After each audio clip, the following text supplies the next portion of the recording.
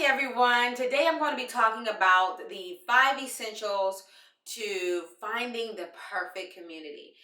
If you don't know this by now, you don't have a community, it's very important that you make sure that you have a performance community. So some people have a community of women that that they go to, and they may meet Tuesdays and Thursdays, and they may do a small group, and it may be something that really helps to sharpen them and their spirituality.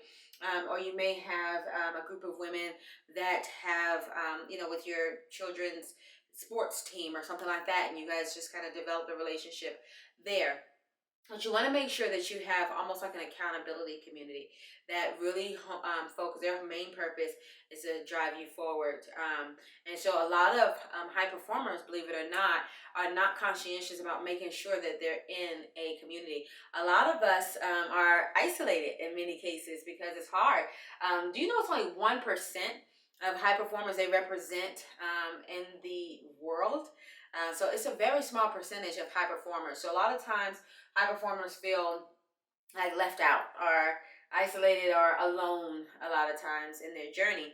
And so it's really important that you're intentional as an entrepreneur to have a community that can do those things for you. And believe it or not, once you experience the right place, man, the level of productivity literally accelerates like never before.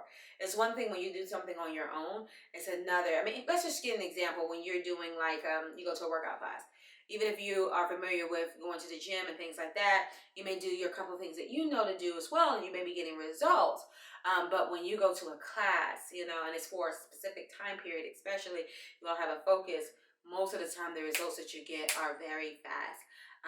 And the experience is a lot more meaningful as well, because you are actually getting, you're valuing and exchanging from the people that's there. It's a really healthy exchange. So without further ado, let's dive into this. I'm going to be talking to you about the 5 essentials of a perfect community. Okay, this is how you're going to determine whether you're in the right place. And I use the word place intentionally because I like to use acronyms so that it's easier for you to remember. So place, each of these letters has an essential that you want to look for. So when you're looking at a community, you want to look for someone who pushes you. Okay? This is going to drive your performance like never before. And so you can be a part of a group, but if the people in that group just don't have certain elements that make you, you know what those are? They're just personal things that just creates a level of respect and a level of like admiration to where you're like, man, I really want to be on top of my stuff here. If that group doesn't do that for you, then that was not the best community for you to be a part of. Okay, the next one is you want the people in your group, believe it or not, to be likable. And this is two-part. I put supportive, and you want genuinely supportive, okay? Not just rah, rah, ha, ha, but you want people that are going to, if you post something, a video that you're working on, or a graphic that you're thinking about putting out, or you're looking at doing an A/B testing, split test to see what you feel like your target audience would be more apt to, wanting, then you want people to support you by being honest as well. So those are really key people that are not caught up in this brand that you've created for yourself, but they like you enough and you like them enough to be able to receive their feedback.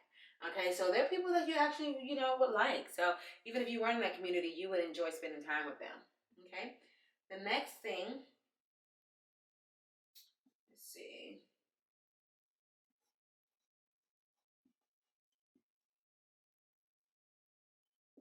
Okay, advanced workflow.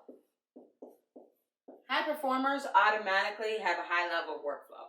If you take a high performer and you have a project that's due, one of my things I always say, people say, stop talking about a deadline. For me, I'm looking at the number of hours that we have in a day. If I have a deadline, okay, I got 24 hours. Yes.